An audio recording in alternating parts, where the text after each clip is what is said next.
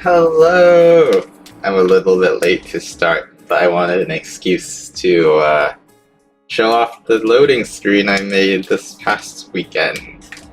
Anyway, welcome to another stream. If you checked out the title and the thumbnail, we're starting a new project today. We're going to start working on a Wing Gundam Zero Honoo. Here's the box for it. Let me move back. Yeah, here's the kit. I already started work on this, as I might have mentioned in a previous stream. I cut out all the parts, I did a bunch of scribing. We'll look at that in a little bit, but actually we'll just look at it now, since we're just going to move on to it. Anyway, this kit, I'm going to skip the shield and the gun because I mostly want to work on a base and basically create a little scene with this kit. It's also going to be an excuse to do more weathering, and it was also an excuse to do a bunch of scribing, which I'll show off now.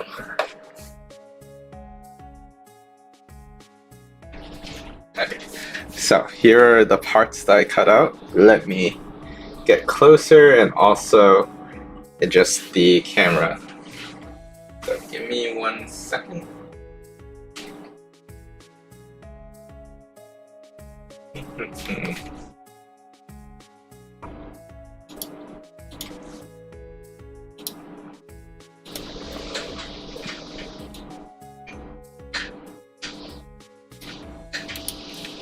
So these are the parts. For a lot of these parts, I had to use a bit of plastic cement, since for these wing sword parts, they were separate pieces or multiple pieces of plastic, and that would lead to a seam line, which you can barely see right here. It has since been fused together, but it's still a little bit visible. I can't tell if it's actually truly still there. What we're going to do for a lot of these parts is we're going to coat it with a base coat of primer, and then see where there are defects and work on the parts more where it needs to be fixed. Then we have parts like this where they have not been fused together or anything with any sort of plastic cement. They've just been scribed, so a lot of these lines are new lines that I added myself. So all these parts have already been more or less worked on. Some of them definitely need more work, like they definitely look pretty rough. But what I'm going to do is coat all of these in primer.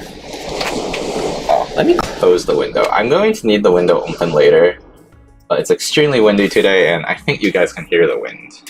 So give me 1 moment.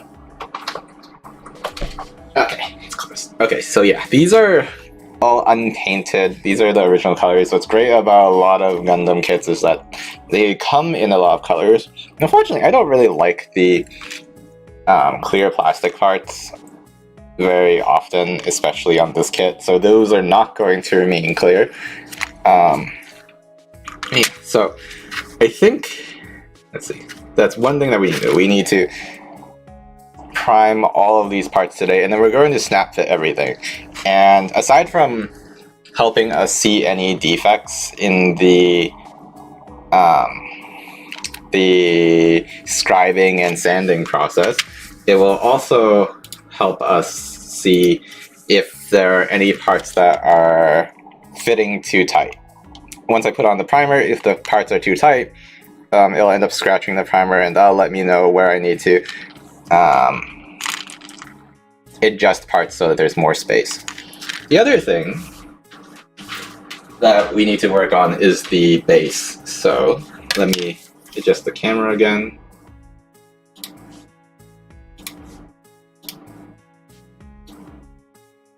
So this here is the base. What I had pointed out before in another stream is that it's not flat. It's actually pretty wobbly. You can tell from here that it doesn't sit flat at all. And I think one thing that could be done is we could try heating the entire part and then forcing it to be flat and then cooling it down in the shape that it's supposed to be in. But one issue that I have with this base in general is that it's very flat. It feels kind of flimsy because of that.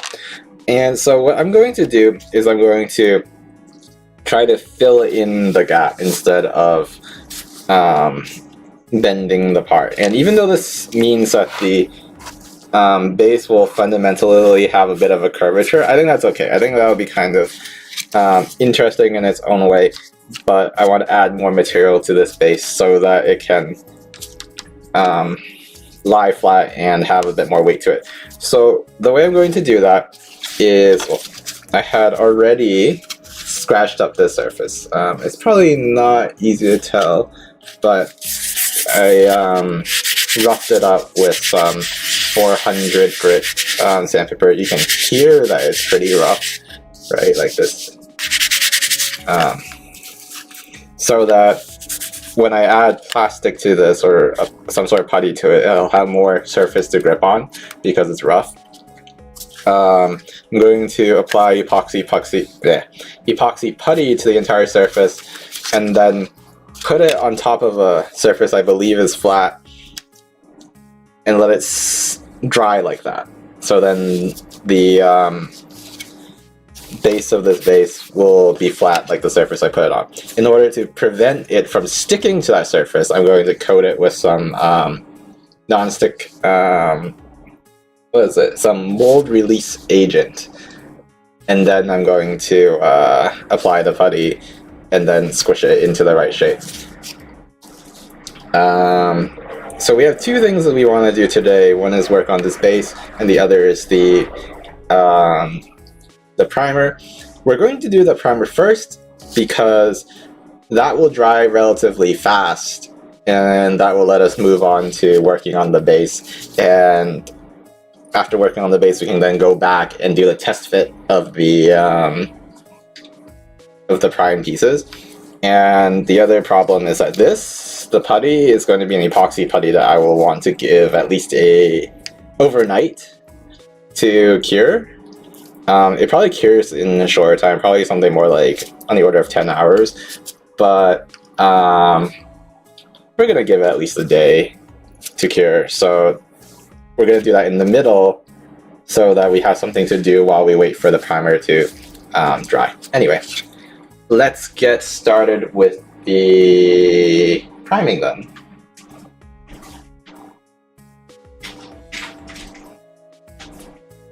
So I think we're going to start off by, I guess, organizing all the pieces. Oh, actually, let me introduce something real quick before we start that. I got a new brush today. It's a special Tamiya anti-static model cleaning brush. So I feel like I'm constantly at war with dust and static, and I hope that this brush will help me win that war, because whenever you brush things with normal brushes, you will often generate static. Yes, you might knock away dust, but if the model kit part becomes electrically or statically charged, then it's potentially doomed because it just becomes a dust magnet. My hope is that with this, we can remove dust and it won't come back. But this is a very, very soft brush. How the heck do I actually put this back in? Do I just like open this up and slide it in the other way? Is that how it goes? I guess this is one way of protecting it. But yeah, new toy. You can't, it doesn't even make much sound at all. You can hardly hear it brushing because it's so soft. Oh, it also has another end to it as well for detail brushing. How do you open this? Is it twist or pull? Or is it actually in here? Oh, it's in here. Okay. I don't know what sort of black magic it employs in order to be anti-static, but I hope this helps. You'll be seeing a lot of it while I brush off the parts before airbrushing. But before we start airbrushing, we need to figure out how to mount every part prior to airbrushing. Okay, let me get rid of this packaging.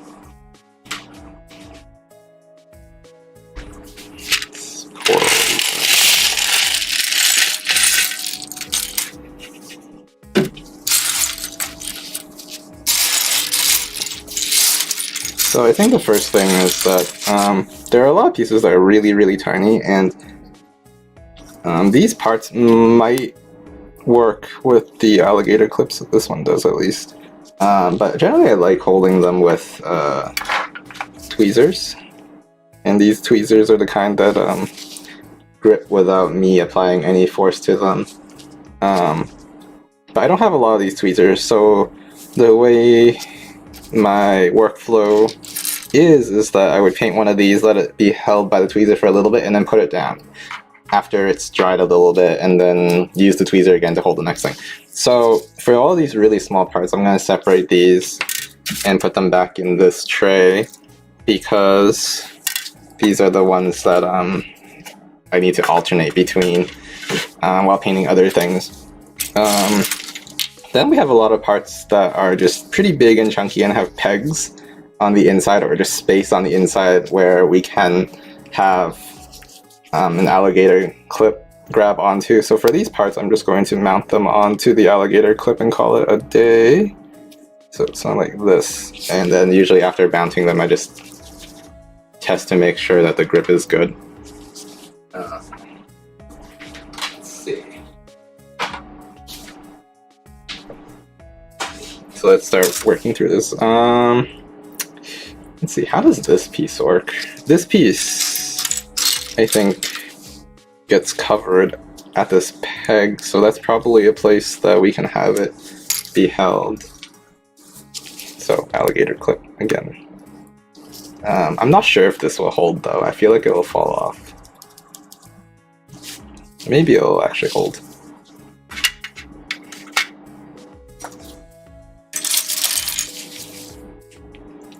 I might not actually have enough alligator clips for everything, so this might be done in multiple passes.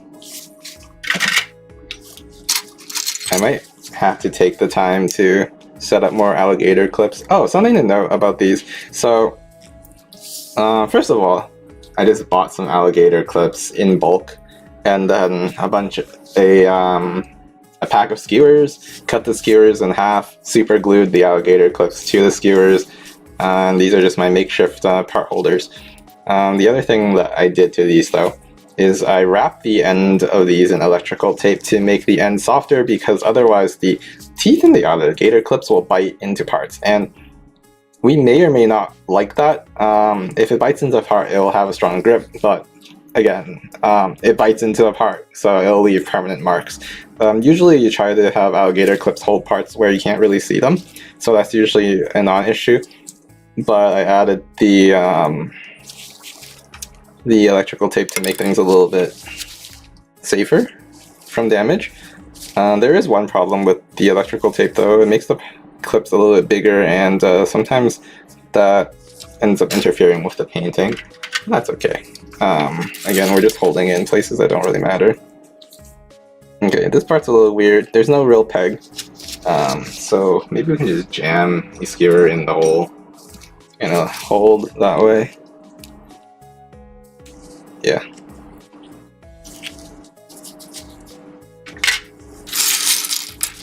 Okay. Then we have parts like this, which are hollow on the inside and have no pegs. But the inner hollow will not be painted. These ones we can deal with using some blue tack and skewers. So let's see. Where's the Tupperware thing filled with blue tack? Here we go. Blue tack.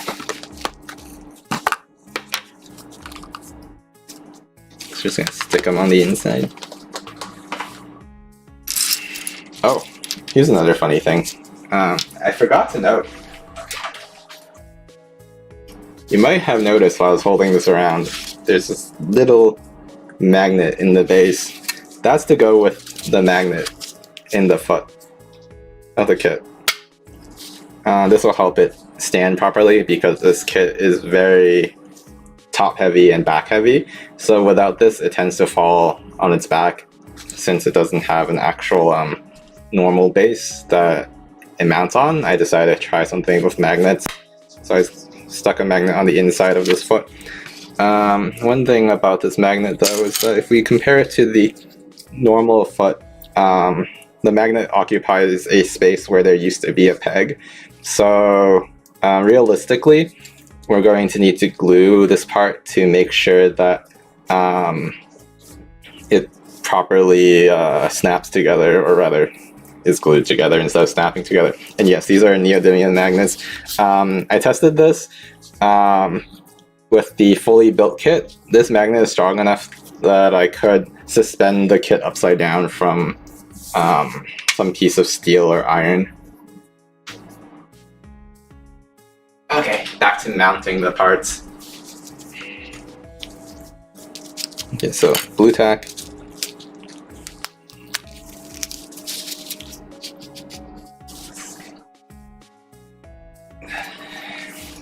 So all of these are just going into this tray right now on the side.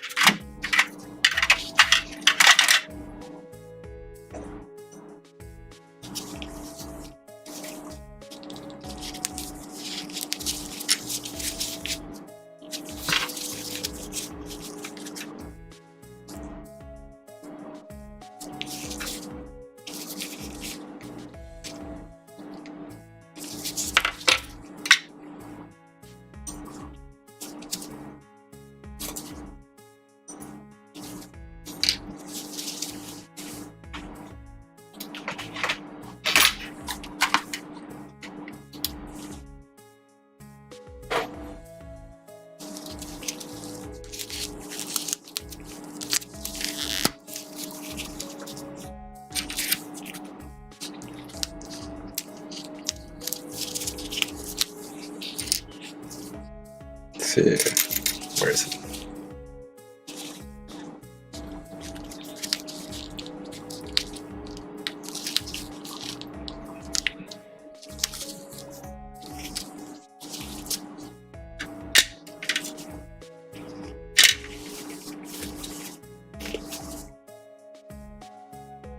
This is so many parts. Yes, it's a lot of parts. But I hope that we can go pretty fast through this process. I wonder, okay, so there's the magnet foot. I wonder if I can just depend on the magnetism to have it stick to a thing while I paint it. Probably don't need to, because I can just clip onto the peg anyway, and the magnetism probably just adds a little bit extra. Where's the top half of the foot though? Here it is. Okay, so it fits kind of like this.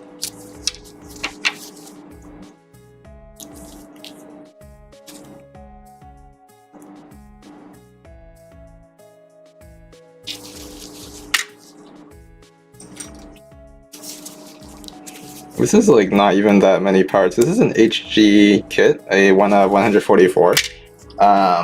The master grade Freedom that I did recently, that's in my banner. That one is way more parts. This is 144 high grade, or HG, is probably one of the smallest sizes. Okay.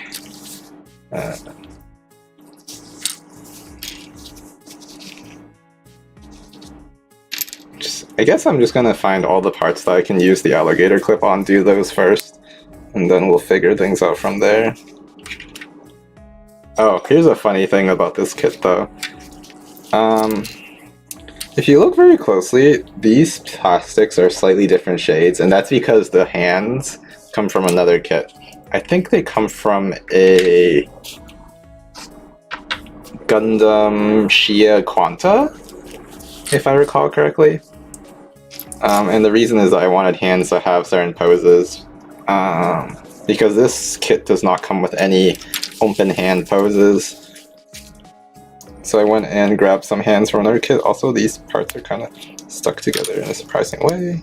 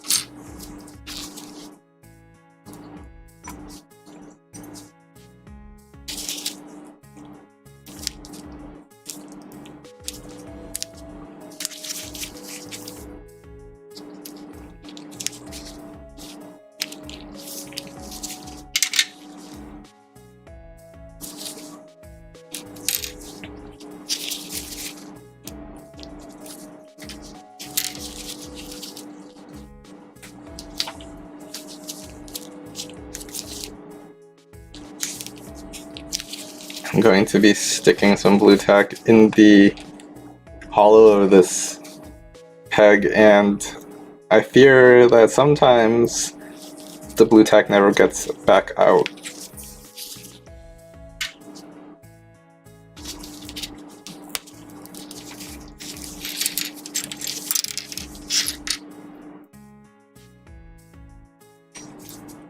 Actually,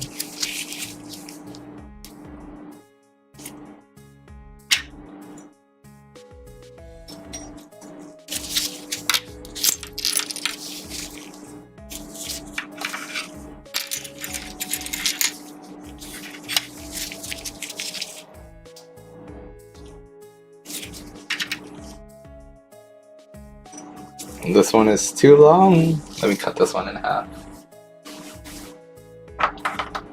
Actually, I'm not going to do that because these skewers produce a lot of dust when I break them, so I guess I'll just not have that one to use. What's funny is I originally made all of these Alligator clips on skewers with the full skewers, and it worked for a while, but then I realized that they were actually so long that they don't even really fit in the airbrushing booth. Oh, this one has a little what is it? PC part?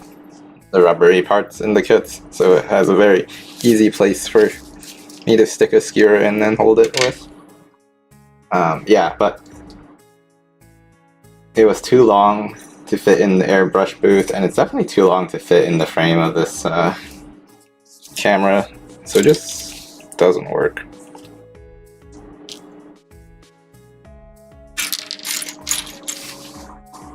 And this part is like a little puzzle trying to figure out how I want to fit everything.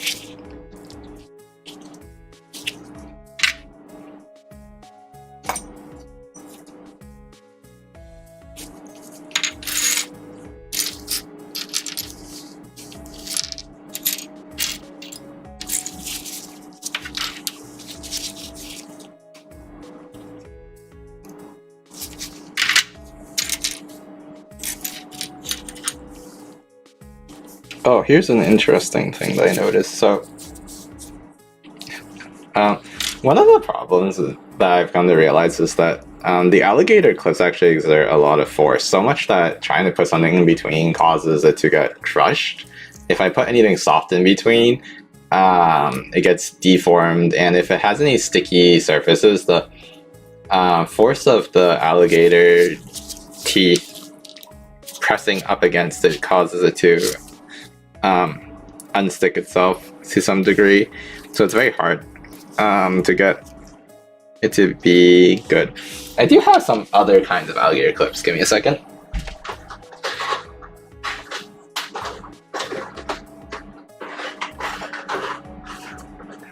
I'm rummaging in a set of drawers underneath my desk. Where are they?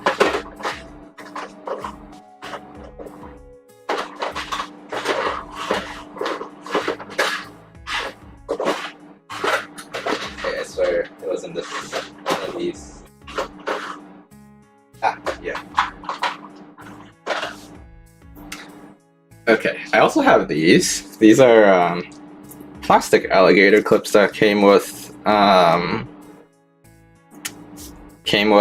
guess some sort of airbrush holder type thing that I bought. Probably wasn't worth it to buy the airbrush holder thing. It's probably overpriced. But these are nice because they don't exert quite as much force, and because they're made of plastic, they are less prone to damaging plastic that they're trying to hold. So sometimes I actually use these to hold things as well. Unfortunately, I don't have as many of them. If I get the chance, I might buy more, but right now I can get away with just using these steel ones most of the time, just because I already bought them in bulk and there's so many. It would seem like a waste to just buy more. But yeah, these are also a thing, this kind of alligator clip. They're probably better, except when you need to hold something really heavy.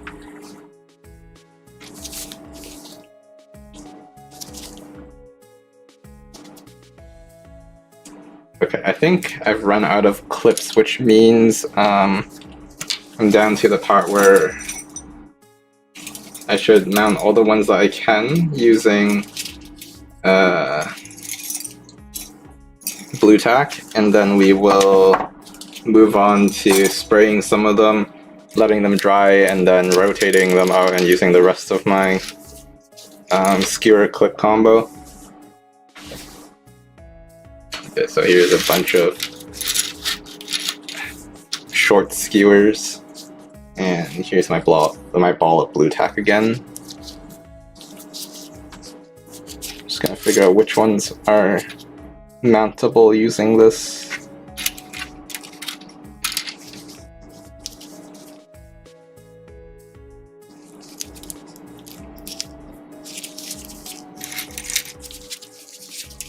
I also have some parts like these, which I think are kind of nice. They have 2 holes, and while I could do the blue tack skewer thing, they're actually perfect for tweezers. So those ones I will not mount because those will work with skewers. This one is tempting, but I think that might work as well. Okay, but this one, oh, let's talk about this part for a bit. It's a mess. I just basically tried filling it with whatever I could. I tried using putty, and I realized that a lot of putties are really soft, even after drying. Even after drying for days, they're still pretty soft, which actually makes them kind of bad for filling in large spaces. So I then went back and stuck bits of polystyrene plastic into the putty, and then sort of filled in the gaps with more putty. So those pieces of plastic end up giving it a bit more structure, but now it's this weird composite material that just kind of like is not really good at anything, and it's just a mess. That's why you look at it and you see it being very textured. The other thing that's disappointing is that after washing it and drying it in the heat chamber or drying chamber, it cracked. Like, there's a crack right here. And I think that's because the putty shrank a whole lot while drying, and it shrank so much that different parts of the putty pulled on other parts of the putty, and it just could not withstand the forces of it pulling against itself, and it just cracked. There are cracks on a bunch of other pieces. This one doesn't have those cracks. But yeah, I've come to realize I don't really... Actually, since this is yellow, this isn't putty. This is a combination of epoxy and putty. Anyway, whatever I did here, it's a mess. I'm going to paint it over with primer and then use some super glue to fill in any gaps that I still see. This is a work in progress. Figuring out how to fill in big gaps.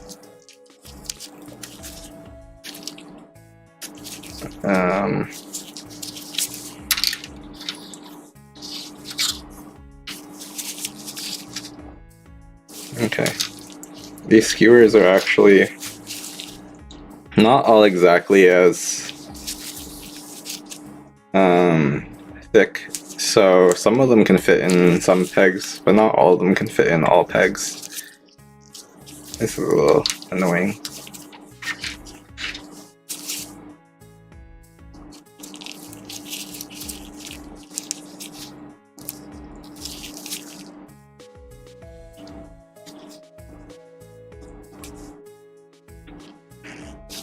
This feels like it comes out too easily, but then when I do this, it doesn't actually come out.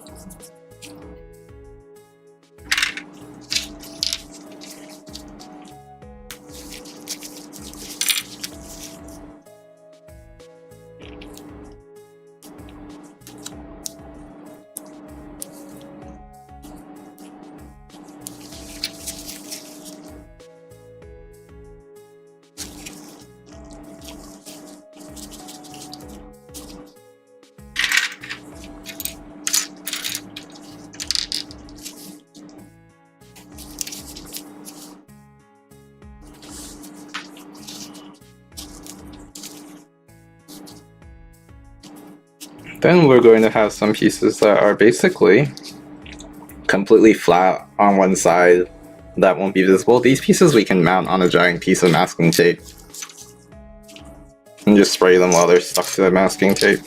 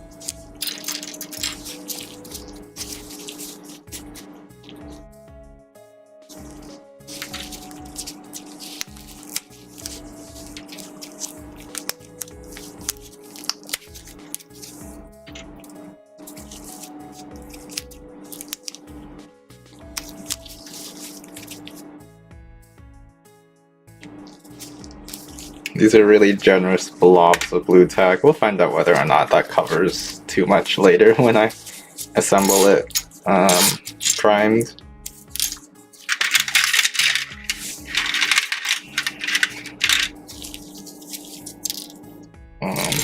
Okay. I think we are out of parts, or out of things I can mount parts onto preemptively. So,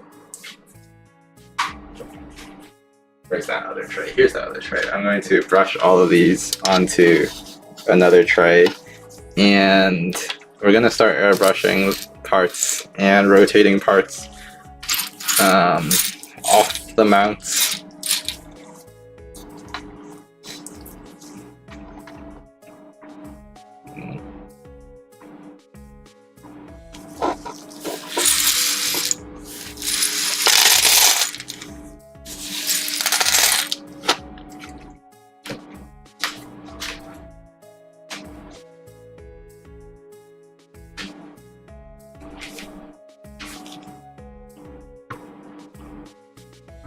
Okay, so this is what we have so far. Bunch of parts mounted on alligator clips and skewers. We're now going to switch over to airbrushing mode. Give me one moment.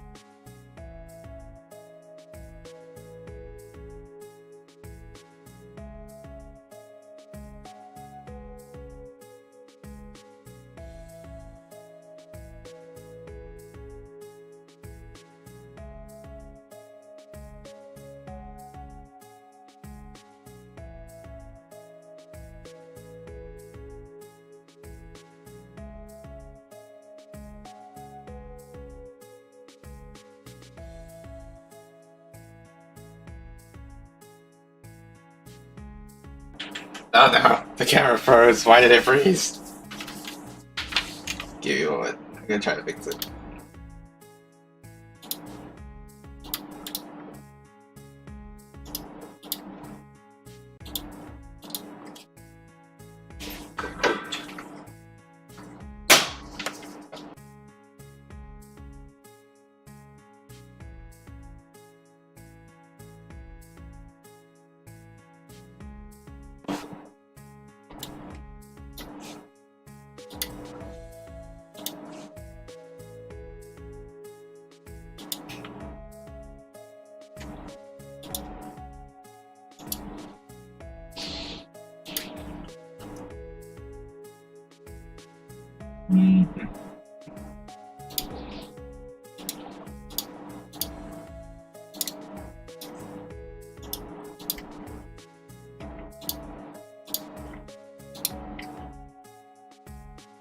Okay, I think I got it back. I need to fix the video properties real quick.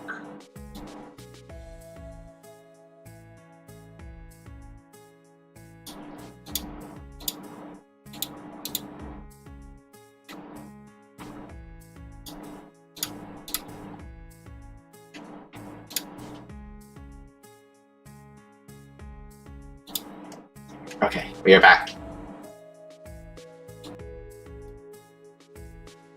Back to airbrushing mode.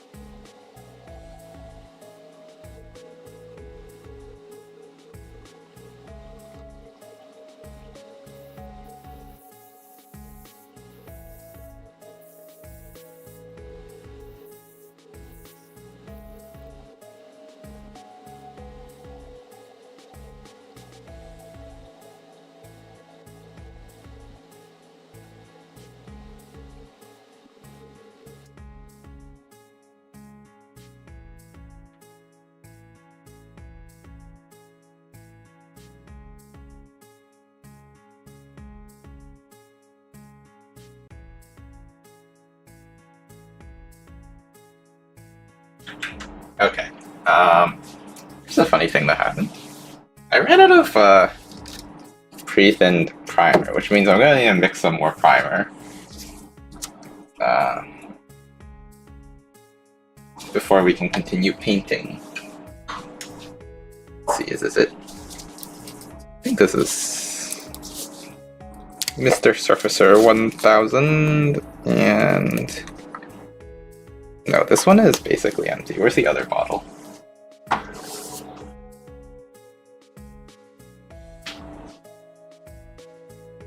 Okay, let me go rummage in my shelves. Oh wait, no, it's right here. Haha, okay, Mr. Surfacer 1000. What I wrote on this bottle is 66 weight percent Mr. Surfacer 1000, and then 17% of the other two thinners that I like using. Which means we need to bring out the digital balance.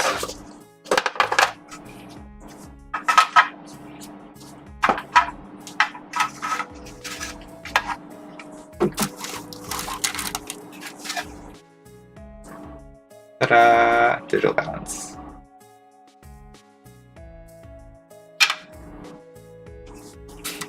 Power. Okay, you guys can see the weight, right? It says 0 right now. Can't really zoom in anymore because my camera doesn't move that way, but tear it. And then we're going to see how much Mr. Surfacer 1000 we have. I'm gonna try to just do the entire bottle and thin it accordingly. I think we can basically fill it. Okay. So before that, I need a thing to mix this with. Where are my tools? Got a spatula.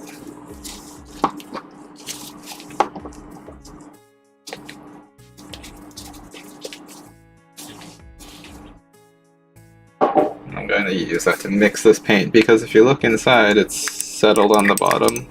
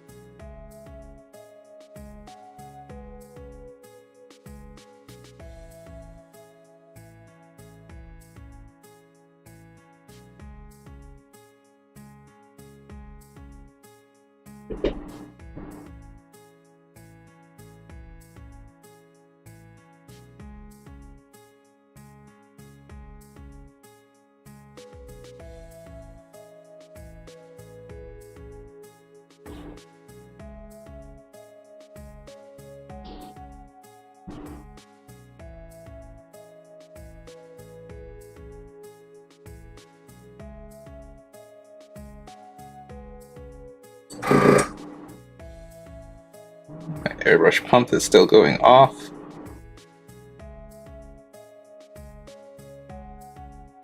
By the way, this smells pretty bad. It's like, or my room smells pretty bad right now. There's a lot of fumes going around. Okay, there's still a good amount of paint on the bottom here.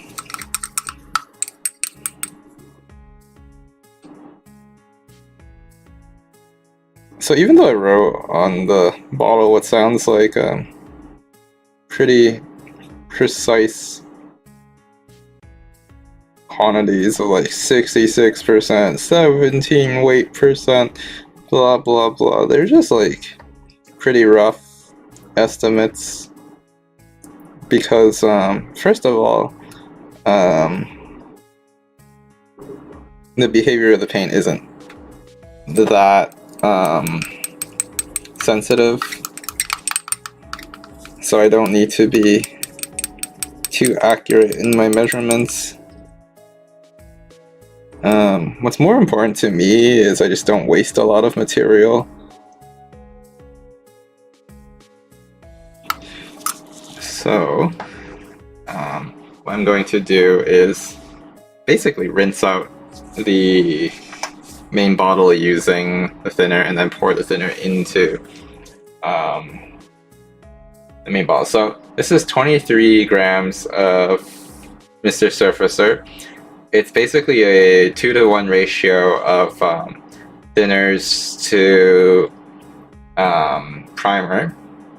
Well, it's actually Surfacer. So I'm going to want 11.5 grams of the other two thinners combined, which means if I put equal parts of the other two, I just need to get 11.5 grams out of the bottle.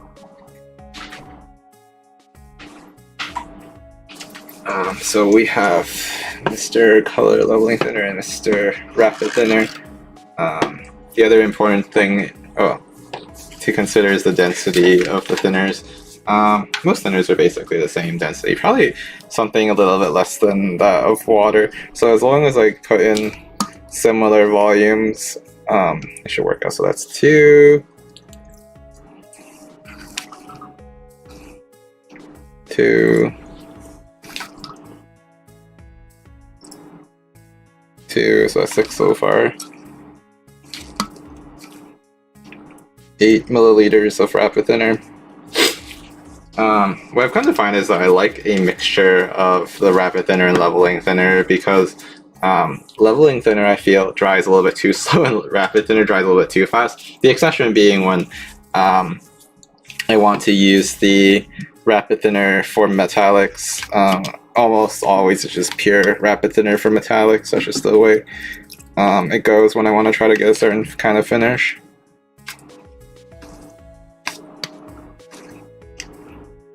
The problem is that, like, if you give metallics too much time to dry, it takes a lot.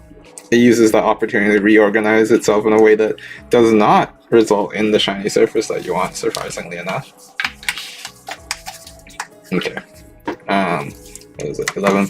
I'm gonna want 11.5. I also feel like I might be off with the thinners by about 2 grams because I was talking while measuring. I think I want to hit like somewhere around 11.5 to 12 grams of this thinner primer mixture. Okay, let's go.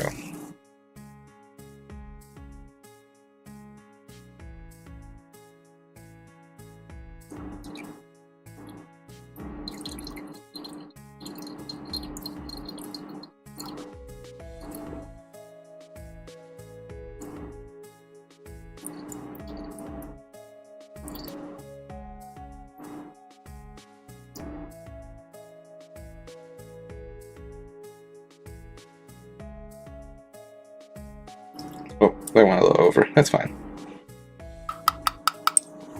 So there's still a bunch of primer left over.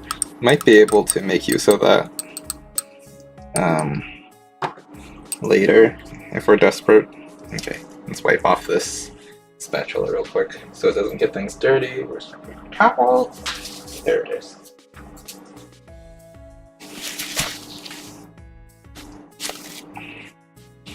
I'll clean that up after I close all these bottles first. This actually went pretty far over, but that's okay. I thought it was a little bit on the thick side anyway. Shake that out. Move this out of the way.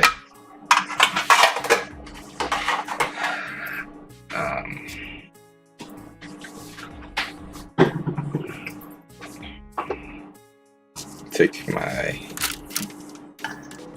dropper, the thinner on this. This is the cheap lacquer thinner, not the model kit sort of thinner. Use this to just clean. And then we can go back to airbrushing. Alright, back to airbrushing. Hopefully.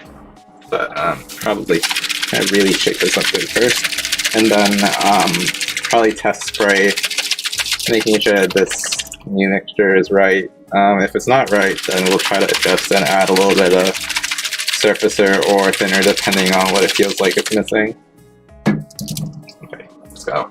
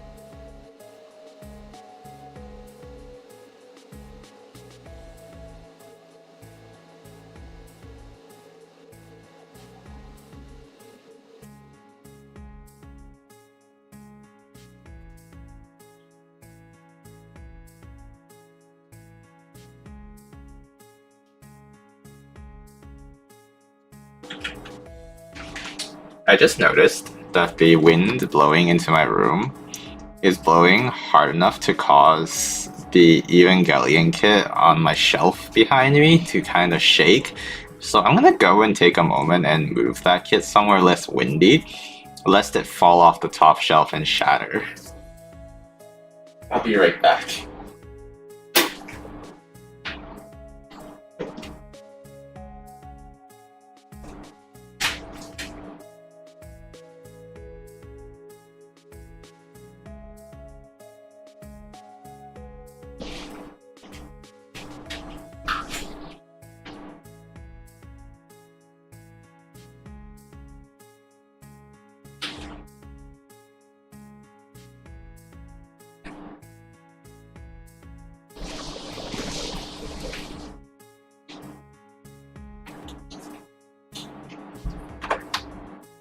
Okay, it's not like anything bad happened. I'm just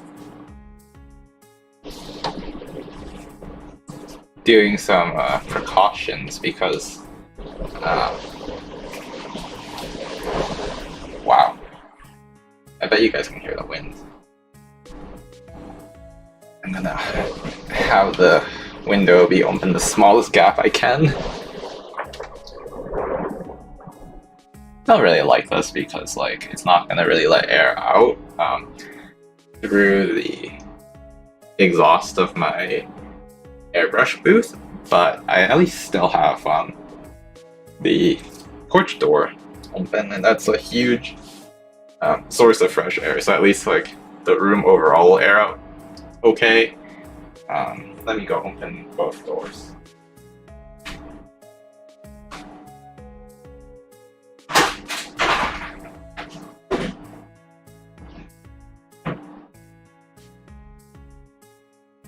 My windows are not the kind that slide. It's the kind that opens on a hinge, so I'm really afraid of the wind blowing it off the hinges. Anyway, things are set up now, so I'm gonna go back to airbrushing mode. Mask on.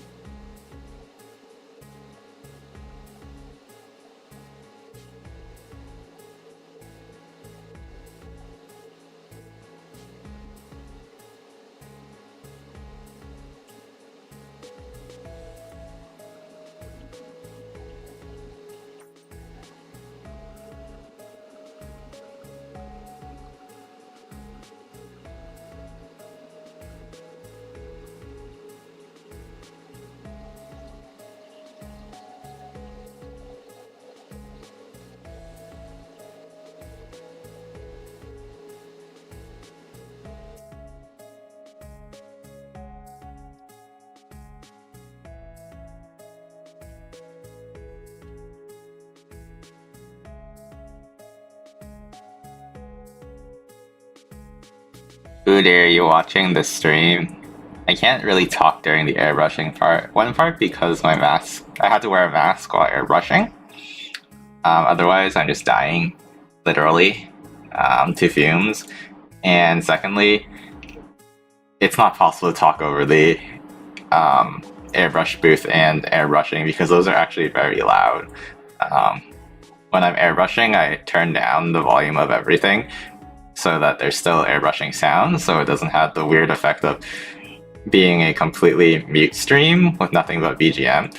But again, I can't really talk.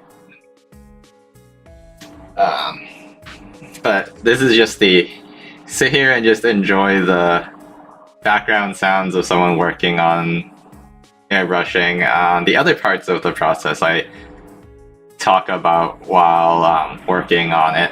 I just can't talk during this part. That is just what I've concluded. Unless someone can give me some magic AI filter that can somehow filter out all of the fan noises and make what I say sensible through a mask. We'll wait for that day. Anyway, back to the airbrushing.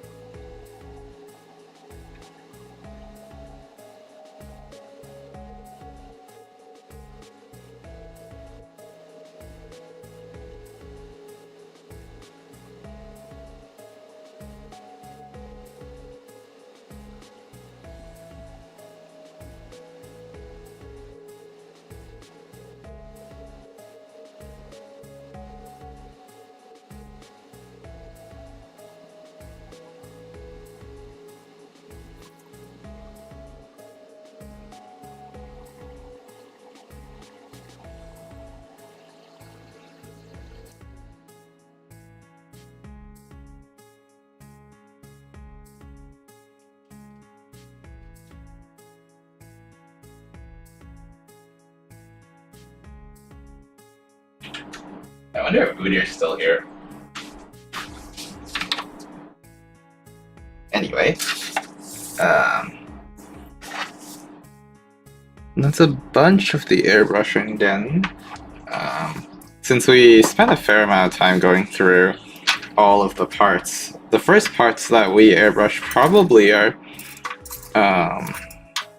dry enough to handle now, which means that I should be able to go back and start taking them off and using the Alligator clip skewers from before. Let's see if I can fit this here to show you what it looks like. All the parts mounted. Okay. Ugh.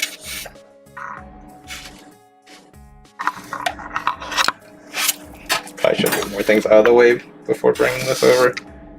Okay, so yeah, this is what it looks like right now with all the parts in a giant block of styrofoam.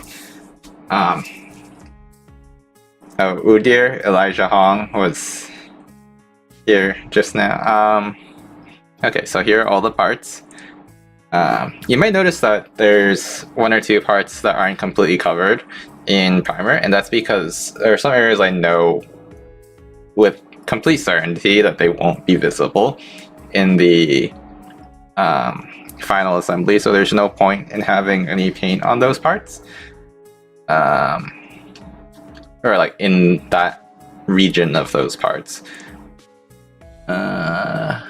Yeah, so I'll move this giant thing out of the way because it takes up too much space on my table to work with at all.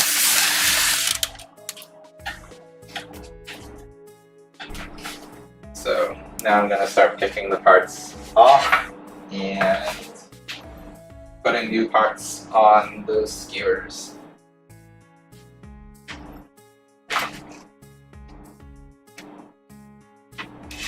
Yeah, they're non-outside facing. Actually, it's actually completely concealed. So yeah, this is one of the first parts I primed. Can't. The paint is nice and pretty strong here. If you look very carefully, you might notice that some of the imperfections underneath are showing through. We'll be working on fixing that later. I'll also zoom in later so you can see that better, but for now, I'll just get through all of the airbrushing. There's still a lot of airbrushing to get through today.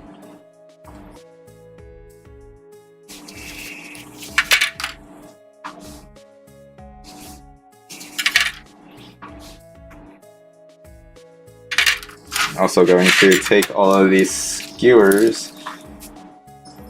Oh wait, I had more half skewers I forgot about, and stick them in this jar as I take them off.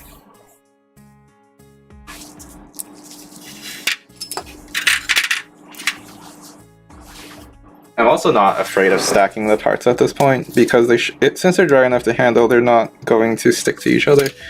Some blue tack got stuck inside the hole, which means I need one of my needle nose pliers to get that out.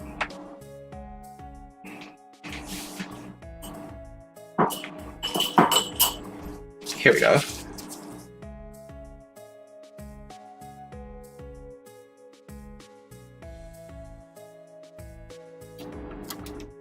I'm going to collect all the blue tack in a little ball on the side and reuse it right away.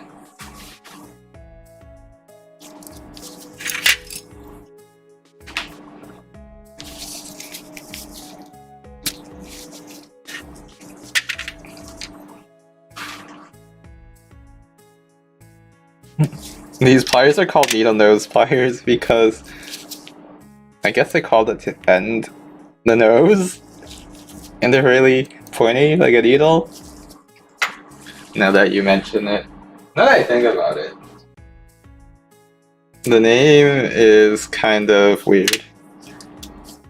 But you guys are trying to get me to laugh from what you're saying on Discord.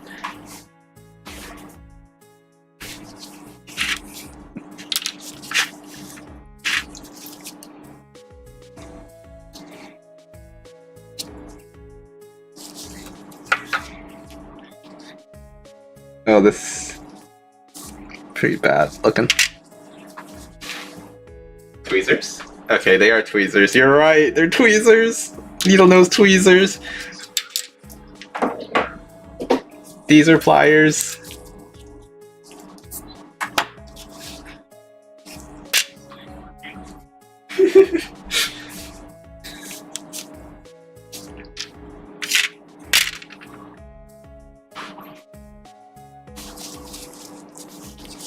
This is what I get for chilling in Discord to see if people will join my stream, but forgetting to deafen myself.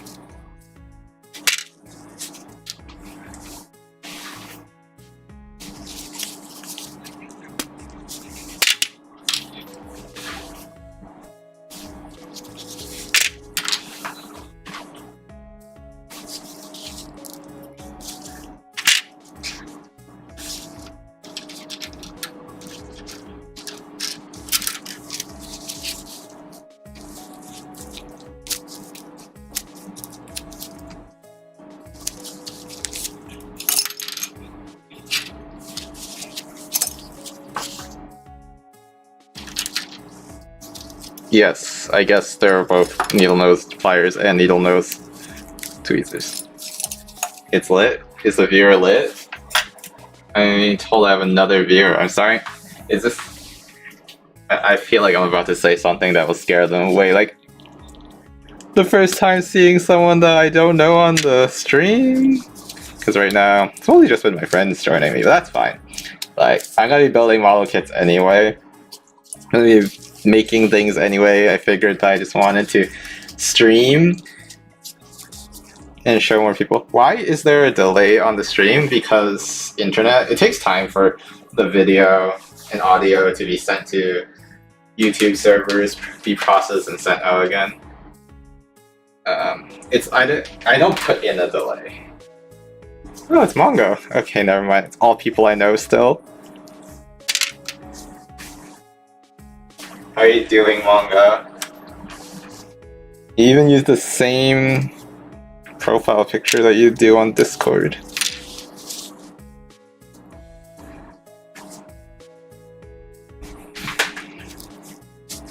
What do you guys think about oh, it's Valentine. Oh my goodness, it's another Trio Savior name. Sorry, I'm not playing Trio Savior anymore. No Trio Savior stream here.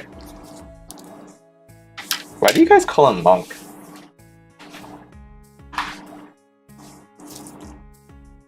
Oh, okay.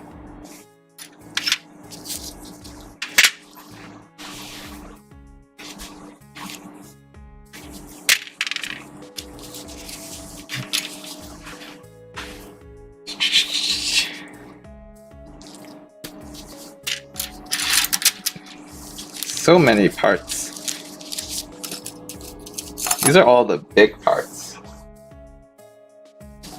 Oh. That's a very Monk name.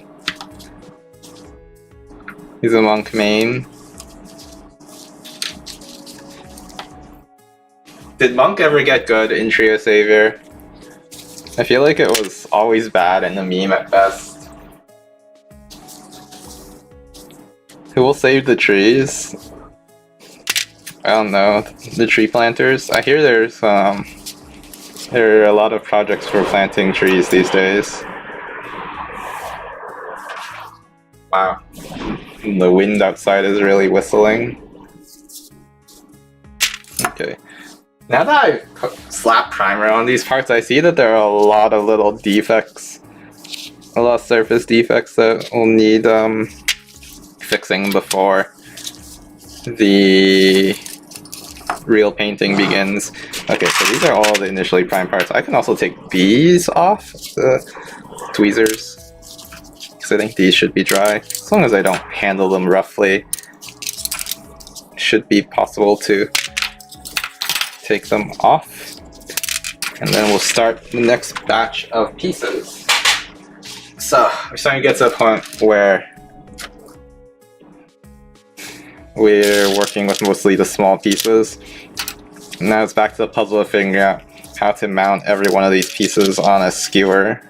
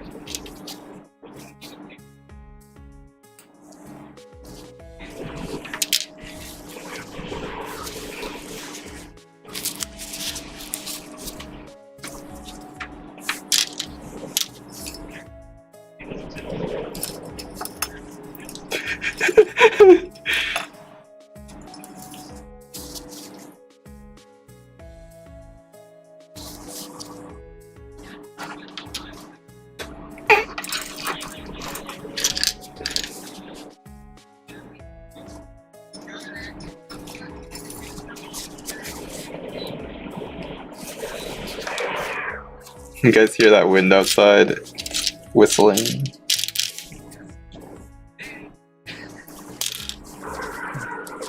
Okay. Now it's just the puzzle of figuring out how to mount every piece.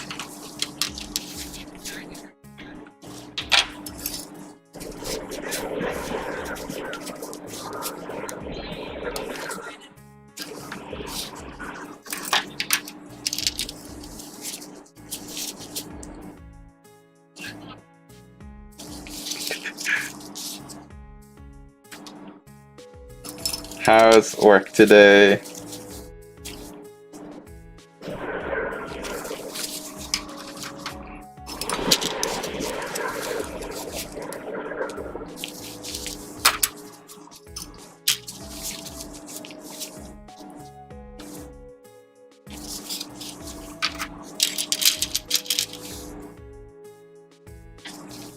I think this one I can get away with pinching a very small part, because I think a lot of this part is actually covered by the surrounding pieces.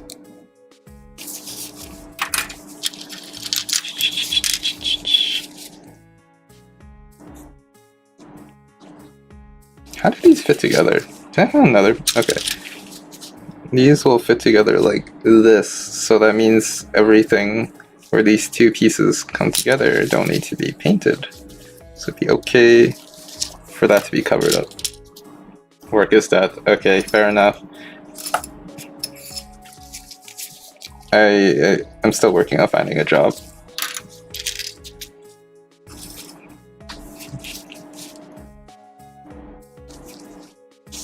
This is kind of a sketchy way of holding the part.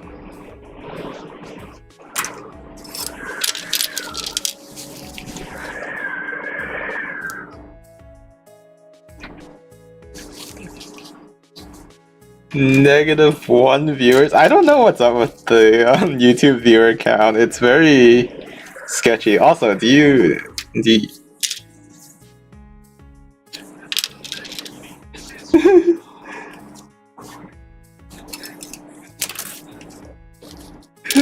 I am sad. Chicken COVID blue? That's a variant I have not heard of. This little round peg here needs to be covered at some point, but it's also not very visible even in the finished product. It might be an okay place to hold it, but this part feels like it might want to be 99% covered.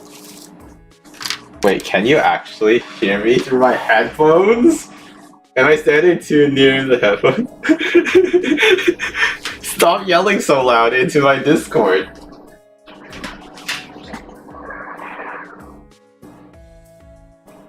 Let me turn down this one. Who is Tori? This is another Tree of Savior. Or is this someone completely...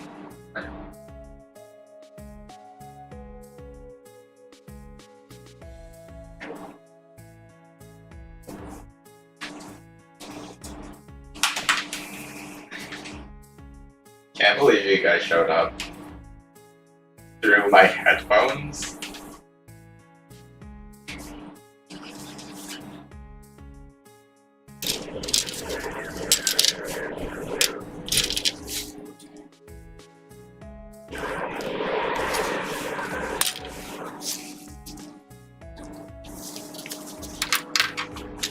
Wait, you're just taking my YouTube link and just throwing it in random places? Oh, it's Palette. Hello, Palette. How did Palette find out?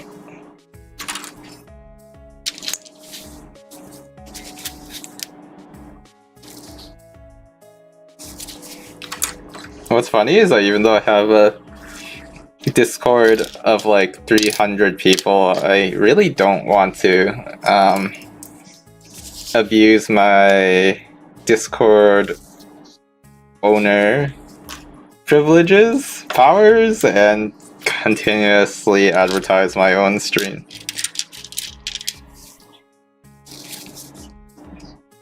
That's deliberate. I intentionally made it so that when I am streaming and people look at my profile on my Discord, they will see that I am streaming, but no one has joined through that as far as I can tell until today.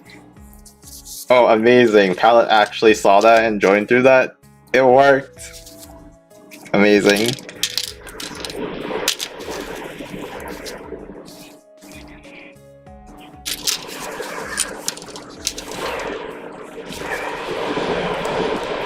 Let me fully close the window because it is crazy outside right now. It's all intentional. It's supposed to show. I'm just surprised someone actually joined through that.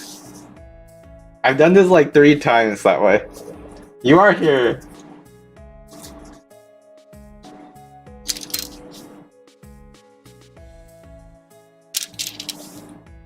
Okay.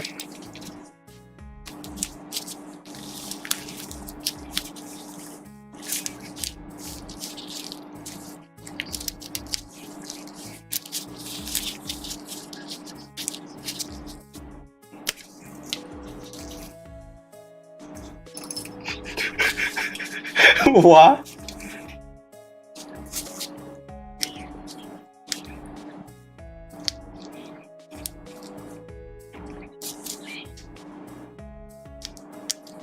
There are hands. Okay. Here's the deal about the hands. There will be gloved hands, but I don't know if there will ever be ungloved hands. Hand reveal might happen one day, but you gotta really convince me to get to that point. The hand reveal, you guys gotta earn that. I do not play Final Fantasy. Unfortunately, I tried 14 at one point. I couldn't get past the initial leveling process. Also, like, yeah, it was just too slow early on, and I just kind of lost interest really quickly, unfortunately. Mod check? We don't have any mods right now. I'm the only mod. Not enough people show up for me to need mods right now. I might consider giving Azu mod privileges at one point. He's my oldest, one of my oldest viewers. There are 2 oldest viewers. Azu would probably ban everybody though, just so that he doesn't have to actually work.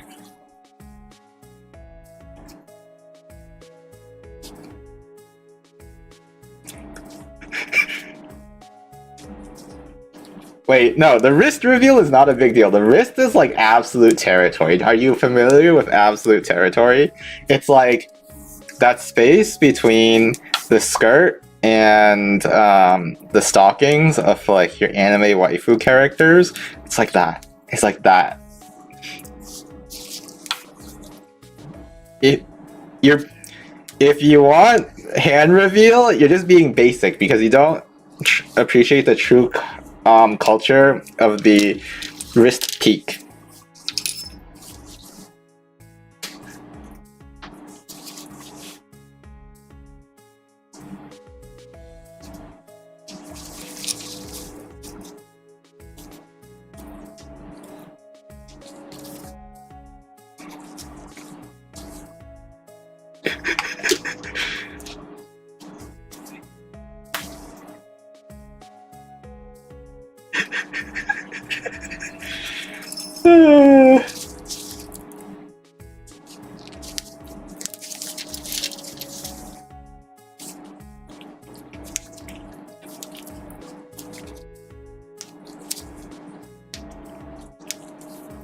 There's no mods. Stop asking for a mod check. What's a mod no check?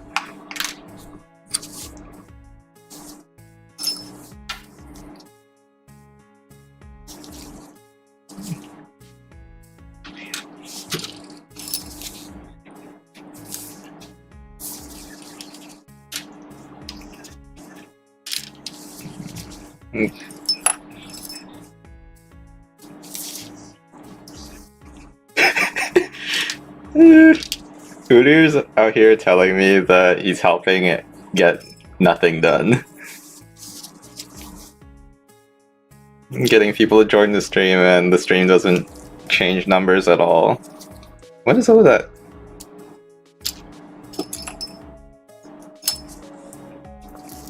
Wait, what are you saying? What are you saying, Mongo? You just said Mogno in that one message. What does it mean? Okay. Most of the medium parts are now mounted on skewers. Wait, I still have a few more skewers to mount parts on. Once we get through that, we're going back to painting.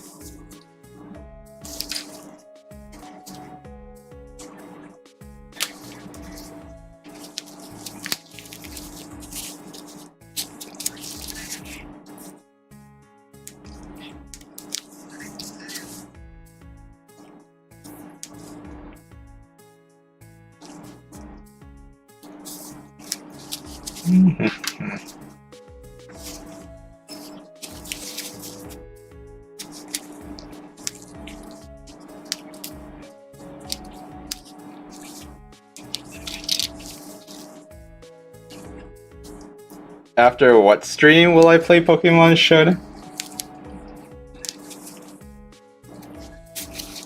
Udier's trying to get me to play Pokemon Showdown, but like, I don't know anything about Pokemon meta these days. I don't know how to Showdown.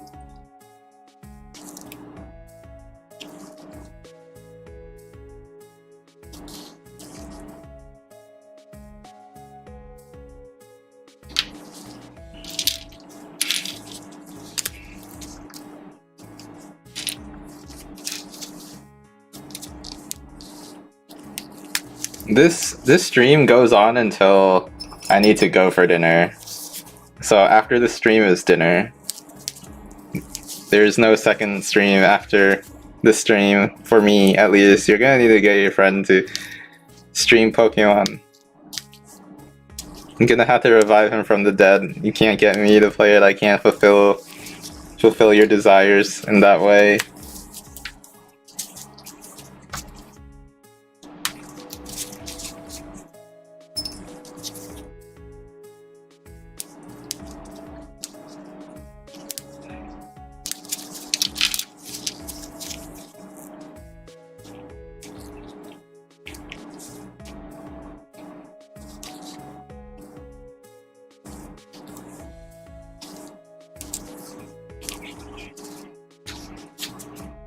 He is our friend.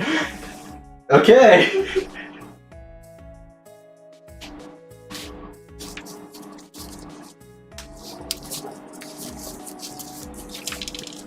Udier's on. Udier's dissecting my every word and giving me a hard time.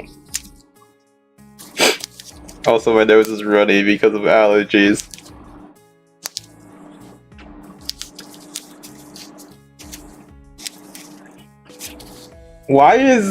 How did you do the math and decide I'd have dinner at 11? It's a little bit too much. No, I have dinner in like 1.5 hours. This stream is probably going on for only about another 1.5 hours.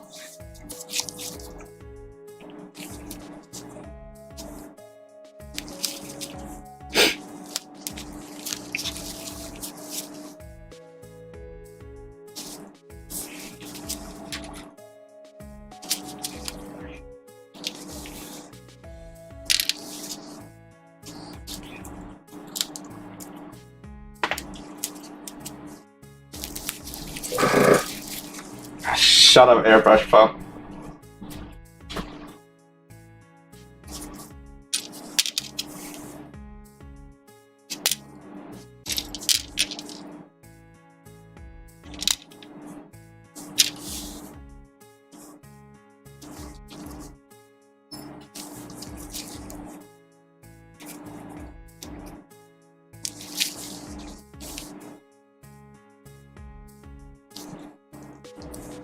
I have no idea how this part's supposed to work.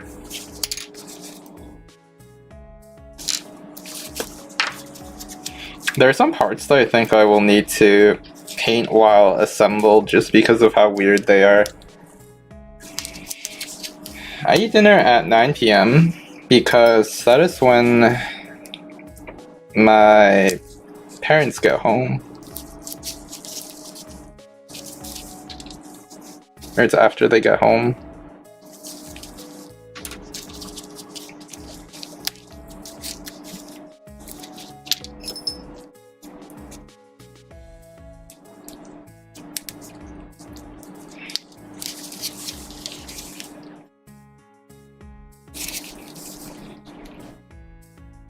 Shiny does not get to eat until 4 a.m.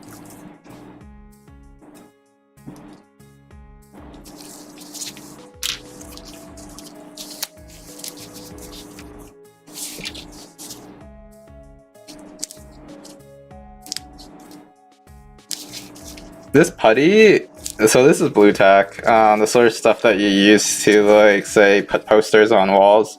This is not assembly. This is to temporarily hold each piece on these skewers for when I airbrush.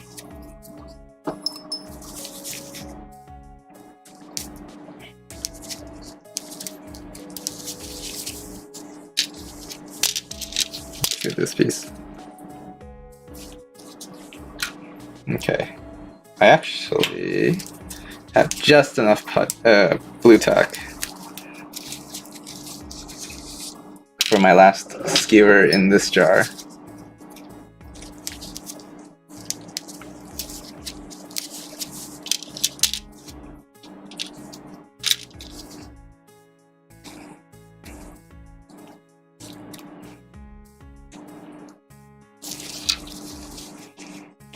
Okay, so I'm about to be done with this setup of mounting all the pieces on skewers.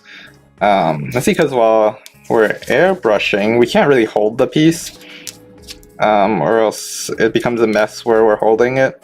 So we either stick it to something, like with this blue tack, or we use an alligator clip or tweezers to hold the parts. For those of you that are not familiar with the process, when I airbrush, I will be wearing a mask, and this airbrush booth in front of me will be turned on. And the airbrush booth is very loud, and the mask makes it hard for me to speak in a way that you guys can really hear. So we've given up on trying to talk while the mask is on.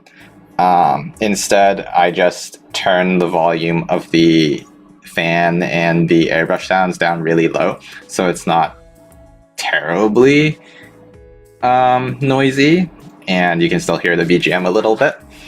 At this point, it's just sit back and enjoy the airbrush sounds, basically. You get to just sit here and watch me airbrush the parts, and once we're done with that, we'll come back to chatting and working on the kit.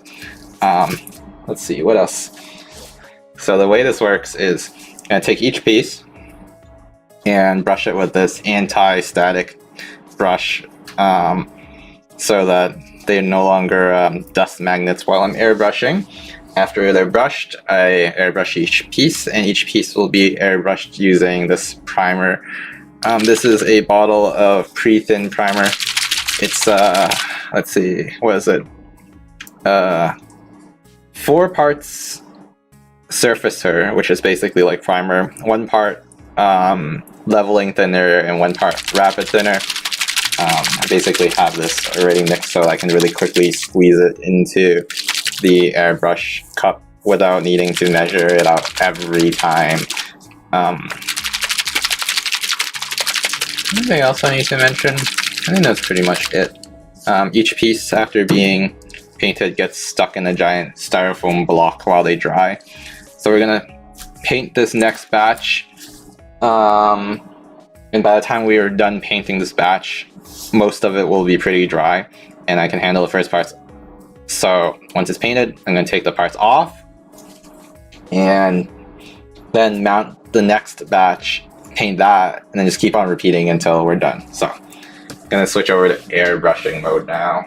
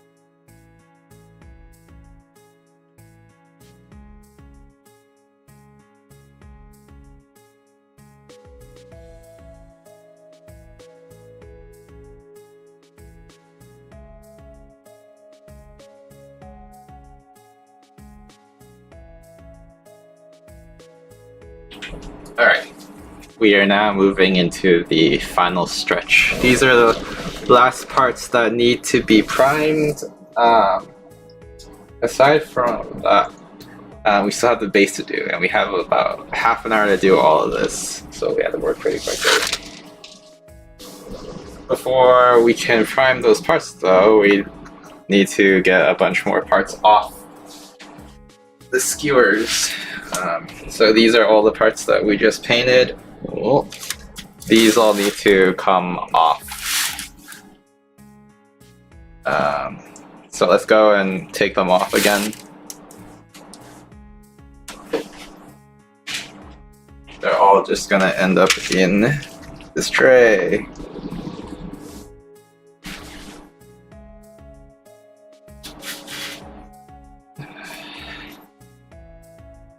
And again, these should be dry enough to handle, so I'm not afraid of stacking them.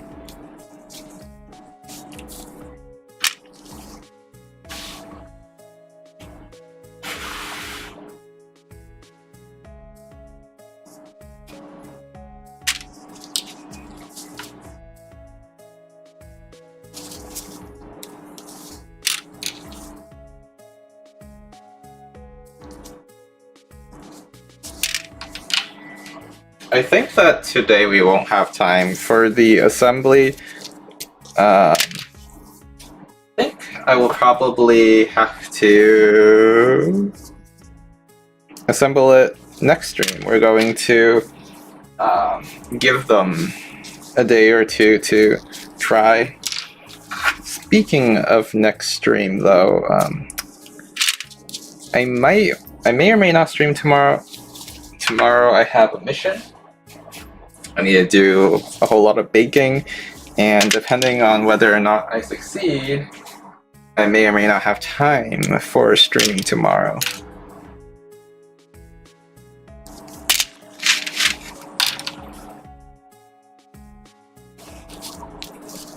We're gonna get the cool primer photos, or primed up photos, where we get to see the entire kit assembled and primed. I've never really taken those before. This is kind of a new process for me of priming the entire kit and assembling it, because usually I would go straight through the entire painting process and then assemble at the end.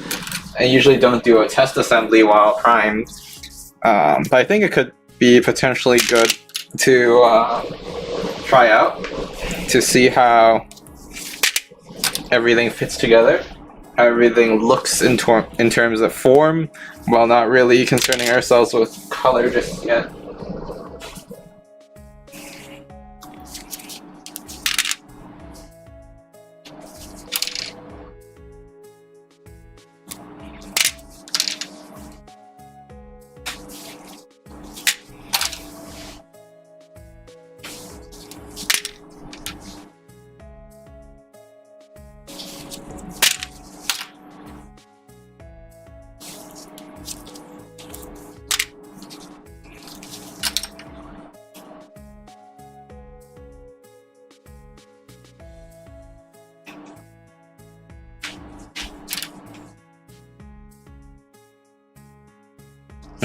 I just found a skewer with a blob of blue tack on it, but no part attached. And I don't remember if I actually took the part off, or if it somehow fell off while I was unlooking. So that makes me a little concerned that one piece might have gone missing. Hopefully that's not the case. Also, what is this weird little dot right here? We'll figure it out later. We just gotta get everything primed today. That is the biggest goal right now. Yeah.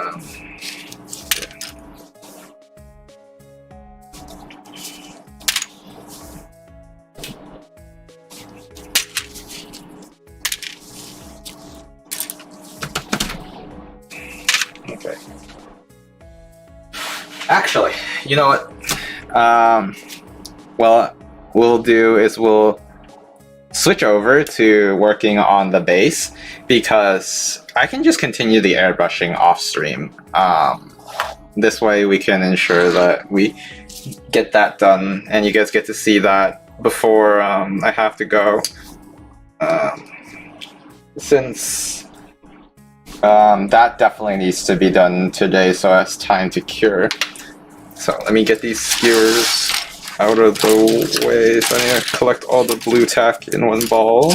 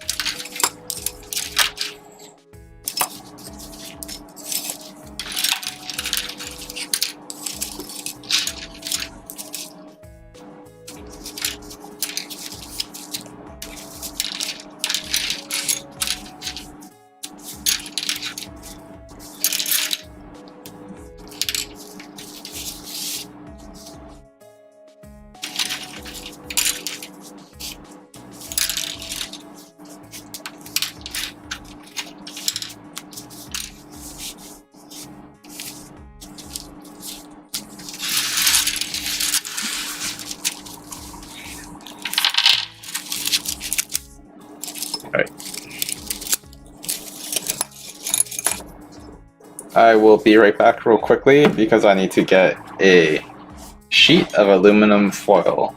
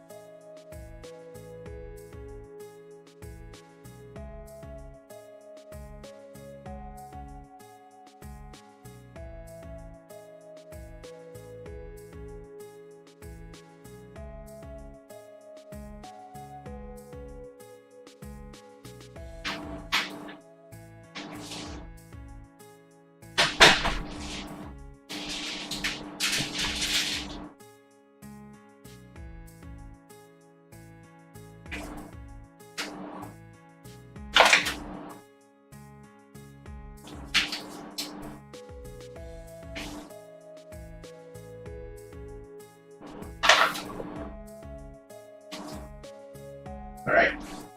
Okay, so first we have our glass cutting mat. We'll just use that as a surface to work on top of. There's a bunch of little pieces of masking tape on it. That shouldn't matter, because what I'm going to do next is cover it entirely with aluminum foil. Some noisy stuff.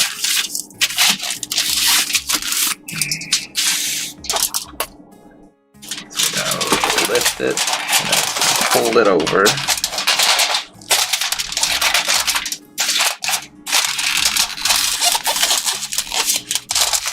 I'm gonna fold it over on all sides.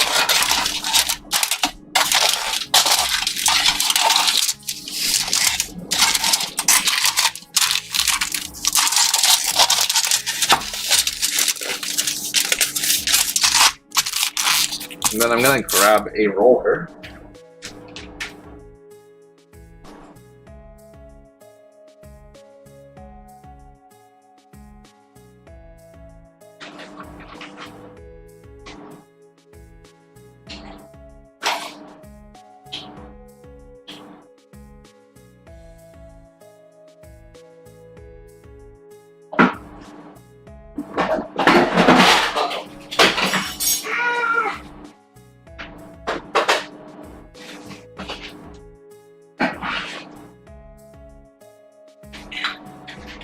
Okay, I have a roller. use this to just flatten out everything. We'll do the back. Oh no, it's so squeaky. I'm gonna lubricate this real quick.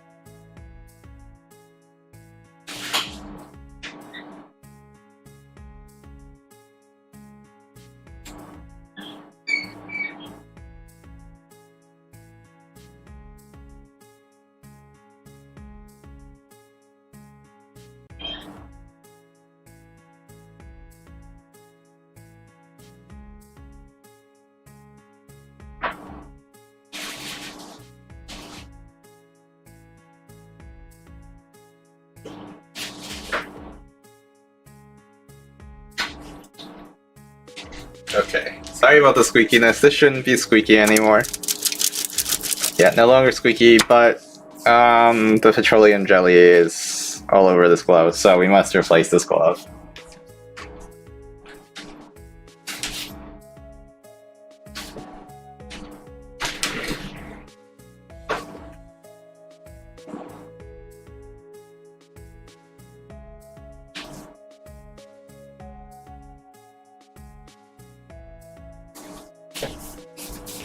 Alright, so let's roll this, and then flip it over. The important part is that this side is flat and smooth. Oh, this is very loud noises.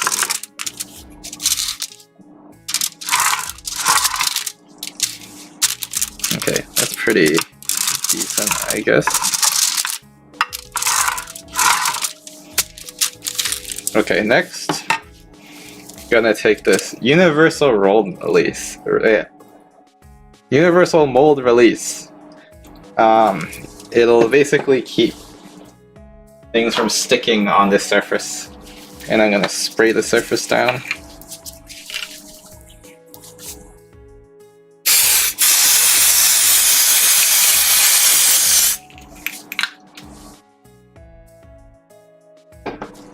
I'm gonna move this out of the way for now, because that's not what I'm working on just yet.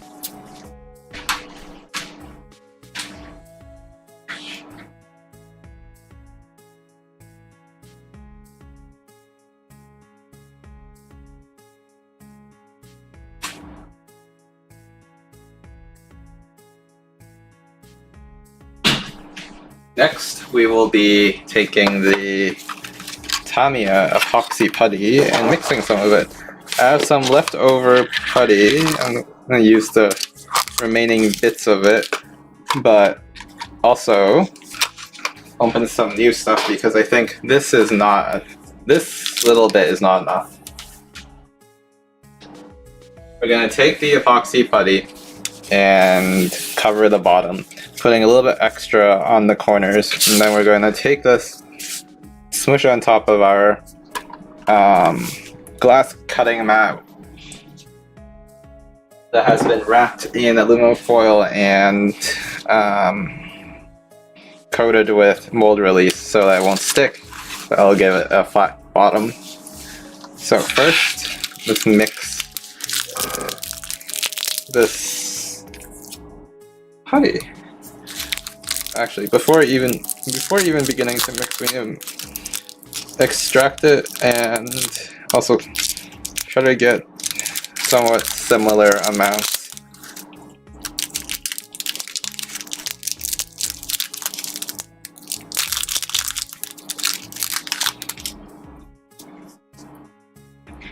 Okay.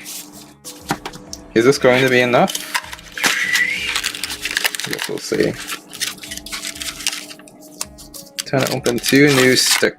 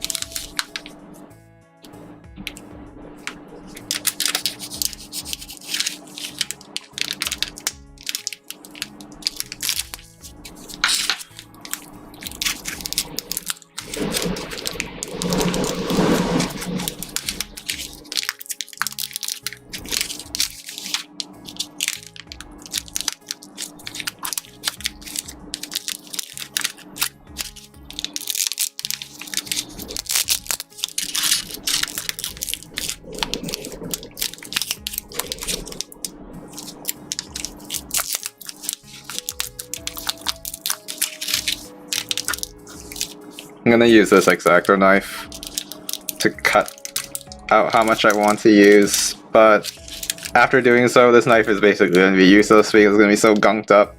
It's not gonna be usable. That's okay, the blades are easily replaceable.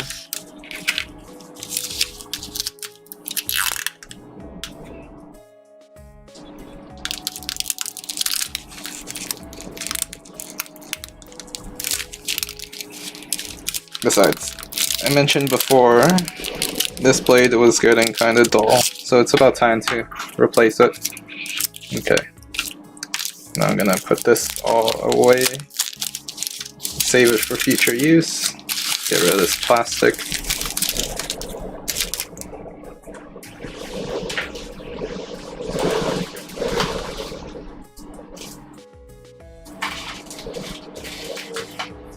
Okay, now it's time to start mixing these together. Oh, it's windy outside.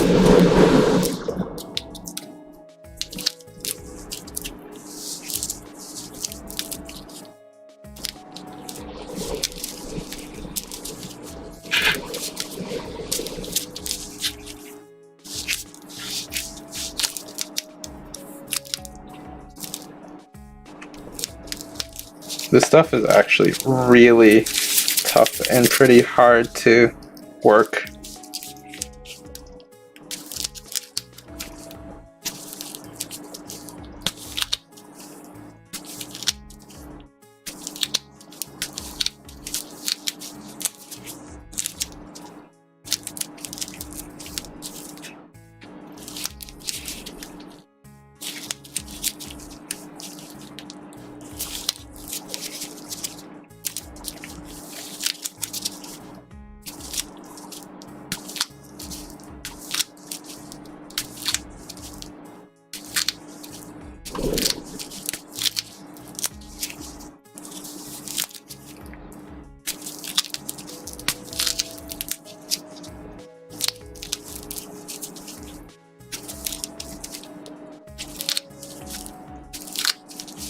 Gotta keep on mixing it until it looks uniform.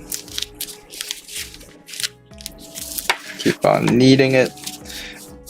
I am so tempted to knead it against the cutting mat, but I'm gonna try to not do that because once that's done, or if I do that, it's gonna get stuck to the mat and then be impossible to remove later.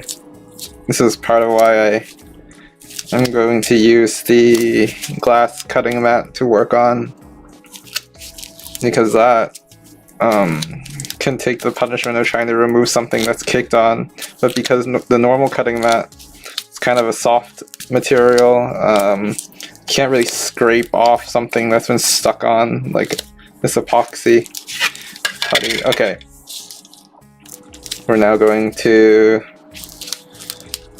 try to cover this surface a bit. Actually, before we do that, I'm gonna wipe it down with some 70% isopropyl alcohol. This is to try to remove any oils on the surface that might reduce adhesion.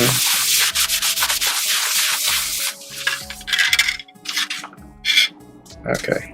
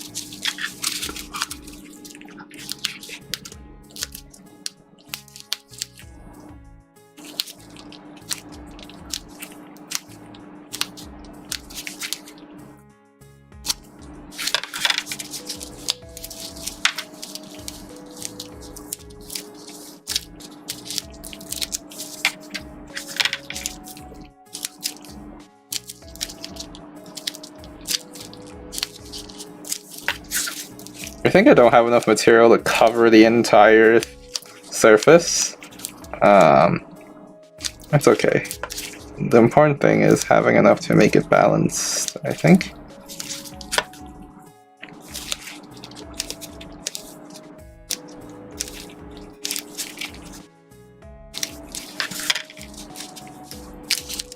Don't want to use too much putty for this, which is why I'm not going to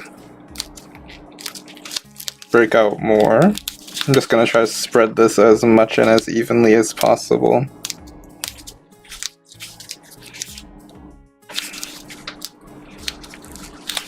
Okay, time for the spatula. I feel like me bringing out the spatula might not be the best idea, because I feel like this requires so much force to shape that the spatula might get bent, but we'll see.